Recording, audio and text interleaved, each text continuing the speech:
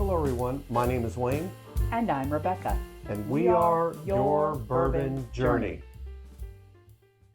A week ago Saturday, we took a trip to our local high spirits to go ahead and look at different bottles. And that was the day that we purchased the Jack Daniel's 12. And while I was looking at that, an area I never look at Tennessee whiskey, my wife was off on the other side and she went ahead and found this bottle. It was the only one there, so I grabbed it pretty quickly. And so what is it? It's Penelope Rio.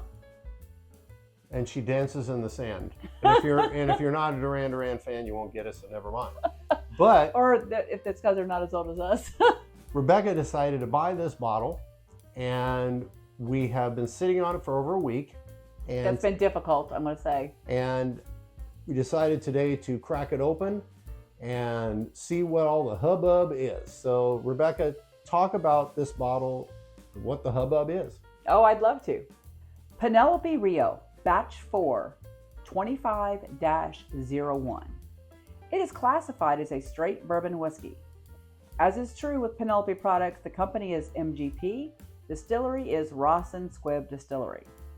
The mash bill on this is often they use this one, is 74% corn, 16% wheat, 7% rye, and 3% malted barley. So technically it is a 4-grain. While it is non-age stated, we do understand that based on the classification, it was aged at least 4 years. There was additional finishing in honey barrels for only 1 to 3 weeks. Then a second use of Amburana barrels for 1 week. That's very short time frames on each of those. The proof is 98. The MSRP is 80. It was released just March of 2025, and we purchased it on March 22nd for $199.99 at High Spirits in Evansville, Indiana. So we're hoping this is really good. I didn't get the Rio last year because everyone said it tasted like coconut. So I'm praying that this does not taste like coconut, because I would not like it. I mean, we even had offers for free taste and I smelled it and couldn't taste it because it was just like, no, it smells like coconut. So I did take a whiff of this before filming because I wanted to make sure I wasn't gonna get sick, because you have no idea how much I can't do coconut. So we'll see. She can't do coconut like I can't do Jack Daniel's. Okay, so let's take a peek at this baby. First of all, I just want to say, I love Penelope bottles. Whoever designed your bottles is just brilliant. I mean, look at these beautiful leaves on here, and the color makes you feel like you're in Rio de Janeiro and having a great time. I just think their marketing department's pretty brilliant. I mean, I love a great bottle. They are tall, and they have to have their own shelf because they're so tall, but it's a great design. But anyway, this is very golden, and it is a wheater. So it's not too surprising that it'd be kind of golden.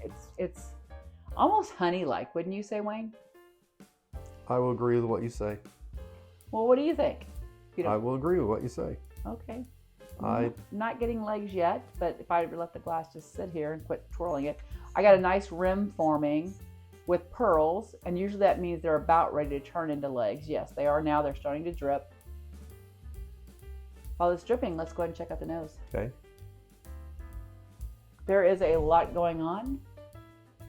You know, right off the bat, it has some Amburana finish in it. Oh, yes. For me, it's forward Amburana. Amburana gives you a certain churro type sensation. Yeah, and if you've never had a churro, you're missing out. But, you know, they're typically nice fried dough that has brown sugar and cinnamon on them. And that's what Amburana reminds me of. It's about 100,000 calories. Yeah. If you live in San Diego, they're on like every corner. It seems like someone's peddling them on every corner. But yeah, I'm getting that note. I do get a bit of honey. And I'm not sure if it's the honey barrel or the fact that it's a wheater. I'm just getting the Amburana. It is totally taken over my nose. Well, let's have a taste. To Rio 2025. I'd like to go someday. Cheers.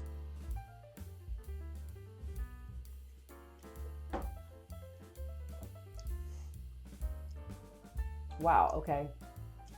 Well, there's wheat, there's Amburana, There's honey, cinnamon and sugar. cinnamon. I would agree. Wow, it is just like boom, boom, boom, boom, boom, boom, boom. Yeah. There is so much stuff going on, but you can taste each piece of it. Yes. I'm a little stunned. I thought it was going to be like this mosh pit almost of flavor, but it was like you said, there's honey, there's this, there's that. It's great. That is, wow. I'm kind of blown away a little bit. That's what she said. I knew I should have got another bottle today. I think they had one today. Yeah.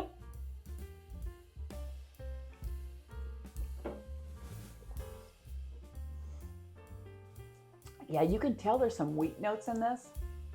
It's got some pastry.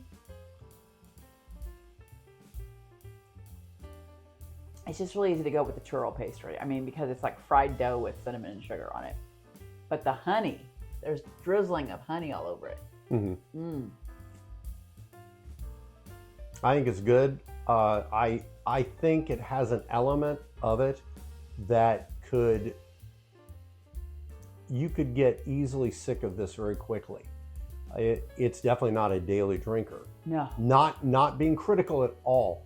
It has a flavor profile that you want to bring out every once in a while and really enjoy and put it away. I think I've talked about, I typically do not drink after dinner, but this would be a great after dinner drink. It would sub out for that dessert course, right? If you're not someone that likes dessert, I typically don't eat dessert. This would be my sub. If I were in a restaurant and everyone else is ordering dessert, I'd say, I'll take a meat for a Rio, because I would feel like I was having dessert. It would be great for that. But I don't think you could sit around. You could sit around and drink glass after glass of it. I think it would be too much. I think it would be way too much. Okay, I'm just going to say before I take a sip for the finish is just lasting and lingering a lot. I don't have notes for it, but I can still feel it since the last time I took a drink. There's so much sweetness with this. I mean, I'm a type 2 diabetic, and there's part of me that also almost wants me to go to the drugstore and get some insulin and shoot up right now. It is really sweet. Okay, so we talk about our friend, we never name her. I'm going to say it's Michelle. We've talked about her wanting to try some. I'd love to have her taste this. She would probably think this was pretty amazing. She'd probably really be giddy. Yeah, I think you'd like this. She could drink this while she's doing the weather. The finish is really long and lasting, and you sometimes wonder with a lower proof like this, what is it? I say it's 98. I think it's 98 proof, but it's almost 100 proof. But it's got a long lingering proof, which is pretty nice. It doesn't feel thin. It doesn't feel like they dumped a bunch of water in it. Mm-mm. Although they probably did proof it down, but Yeah, it doesn't feel so. thin. Mm-mm. It's because it did have some legs form. They're not super heavy legs. There's not a super huge viscosity in your mouth. It's soft. It does permeate, so it has some sticking capacity, right? It does have some viscosity on it. It's just not super heavy viscosity, but it's not a super old bourbon, and it's not a super high proof bourbon. Like you said, it probably has been proofed down. So I don't expect a high viscosity with that, but it's got a nice long finish. Mm-hmm. What are some of the things you're getting on the finish? Sweetness. It's very sweet. It's definitely a dessert bourbon. I enjoy it, but my flavor profile has gone a little bit different now with what I like. I don't dislike this. Or some people reach for a cognac, or they reach for a brandy after dinner. I would suggest reaching for this because it's got so many nuances to it. It's got a lot of layers, and it's just luscious. Mm-hmm. You know, it's like a party in your mouth, really. I feel like I'm in Rio having a party. Woo! Just by the flavors, it's pretty good. But on the finish, I'm also getting a little toasted barrel kind of thing. I know it's not a toasted barrel, but it's probably that Amburana that's giving me that feeling of some toastiness on the finish, and I'm liking that. Because it's kind of, on the finish at least, it's offsetting the sweetness a bit for me. Mm-hmm. I like it. I'm glad we have it. I know we've said it, but the thing that I keep thinking with this is there's a lot of different things happening at different points in the tasting, and it keeps changing. It's not meshed together. It's one piece after another. It's Amburana, then it's brown sugar, and then it's kind of almost a honey, then it's a sugar, then it's a churro, then it's a pastry, and it's just one after the other. Yeah. You might pick up different layers of it, but it's going to be within this realm that's going to take you on a straight line to the finish, and the finish is pleasant. It's long lasting. I mean, it's lasting a lot longer than I anticipated it would. And I will come up with the word, I think it's balanced.